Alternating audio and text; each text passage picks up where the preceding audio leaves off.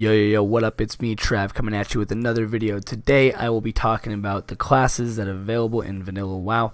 After each class explained, I will actually give my opinions on what I think is the best. So, let's get started. First up, we have Druids. Druids can be Tauren or Night Elf. Night Elf on the Alliance side, Tauren on the Horde side.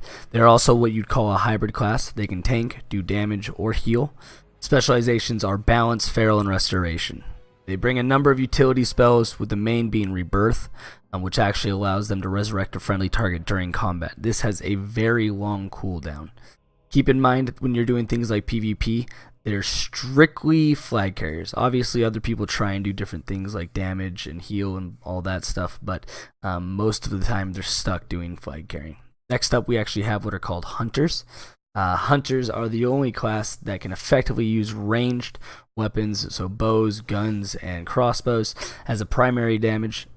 Very good at kiting. They have plenty of abilities to allow them to avoid melee combat, which is not where their strength is. However, they are good at it. Hunters may tame many different beasts to serve as combat pets, which, along with scouting, tracking, and survival abilities, make them excellent solo characters. So this makes them very easy to level solo. The three talent specializations for Hunter are Marksmanship, Beast Mastery, and Survival. In my opinion, Dwarves are a good choice for the Alliance because they actually allow for the gun specialization it brings. And Trolls are a great choice for the bow specialization. But in my honest opinion, Orcs will probably be the best choice for Hunters on the Horde side, just because of the increase that their pet damage will do. Next up, we have actually what is called Mage. Mage or spellcasters are ranged DPS. They're very powerful burst damage, but also highest AoE spells as well. So they are the weakest class when it comes to defense, since they wear cloth, and their damage will actually make up for that.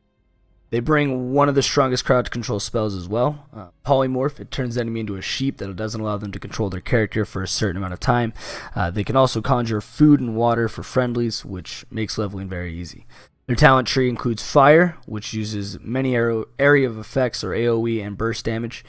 Frost, which offers great survivability and control. And Arcane, which focuses on powering up their abilities for short periods of time.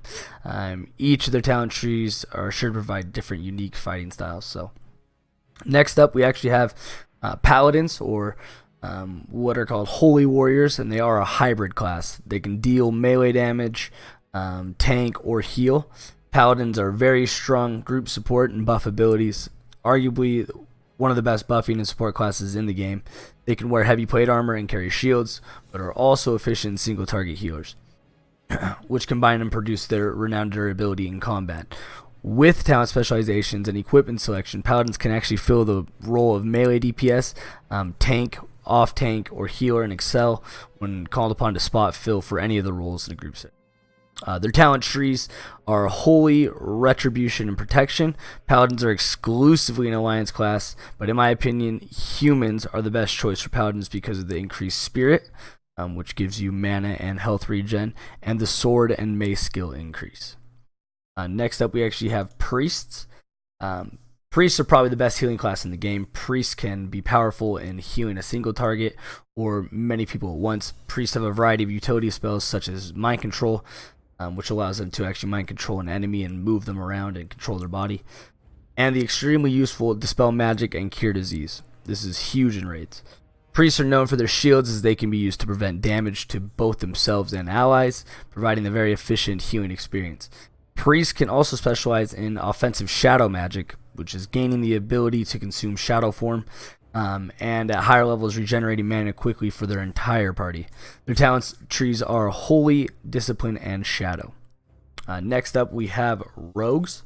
Rogues are dominant at dealing melee damage and locking down their enemies, particularly low health and low armor targets such as casters.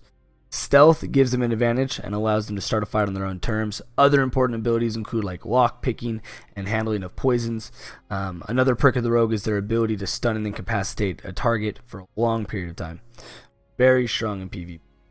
These skills, paired with the rogue's high damage, give them an edge over their opponents. Rogues do not use mana for their combat abilities. Instead, they use what is called energy and generate combo points, which are used to execute finishing moves. Their three talent trees are Assassination, Combat, and Subtlety. Each have their strengths and each have their weaknesses. Gnomes and Night Elves tend to be very good choice for the alliance because of the racial abilities like Shadow Meld and their small hitbox. Undead, though, for me, has always been my go-to for rogues because of their ability to break out of fear crowd control. So it makes them very strong in PvP. Next up, we actually have Shamans. Shamans are one of the most versatile classes in the game, as they switch easily from offensive caster to healer to melee DPS as needed, though at later levels they often just specialize in one of these roles. Shamans can actually provide good support to a party with the ability to step in and fill any role that they may be lacking at the moment. Their high burst damage and healing also make them quite good at PvP. They are able to drop stationary totems on the ground, which provide a variety of effects, many of which are useful to the entire raid. They are unique in that they can provide complete wipe recovery by self-resurrecting and then resurrecting the rest of the party. Shaman, however, is exclusively a horde class. Their three specializations are Elemental, Restoration, and Enhancement. Tauren is by far the best race for Shaman due to the AoE stun, which is War Stomp, and the melee hit range. Next up, we have Warlocks. Warlocks have demons and use dark magic and curses to dominate and destroy their enemies. Like hunters, warlocks also have combat pets, but these are summoned demons rather than tame beasts. They're primarily ranged magic damage dealers with the focus on dealing dots or damage over time effects in addition to nukes and AoE, but lack extreme burst capabilities as a mage. They have one of the strongest CCs in the game, and that's called Fear. They are quite helpful for the party with being able to summon and create health stones and use Soul Stone. Soul Stone can actually be applied to a friendly target in the instance where they die and can resurrect themselves where they died at. Can save for many wipes. Their three specializations are Affliction, Destruction, and Demonology. I'd recommend Gnome for Alliance because of the increased intellect, or if you're going Horde, I would recommend Orc because of their pet damage increase. And finally, what we have Warriors.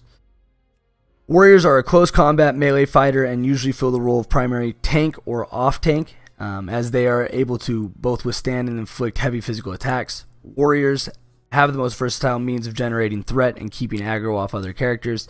They can also contribute very strong melee DPS when needed. Warriors' abilities use Rage, which is generated by dealing and taking damage, but decays over time while not in combat. Warriors are highly dependent on their gear, as their ability to deal and take damage is controlled directly by the quality and effects of their weapon and armor. Solo leveling as a warrior can be very frustrating at times. Keep that in mind. Dual leveling for a warrior is probably the best and recommended. Their three specializations are Arms, Fury, and Protection. I'd personally recommend Humans for Alliance because of the Mace and Sword skill increase. And for Horde, honestly, Troll, Orc, Tauren, Undead all have their strengths, so I would choose whichever is aesthetically pleasing to you. But I personally will be running Orc just because of the increased skills with axes, the resistance to stun effects, and the fact that they can enrage, which increases their damage. So whatever is up to you is something that you can pick. Hope this helped. Feel free to reach out through Twitter or stop by the streams. Have a good day.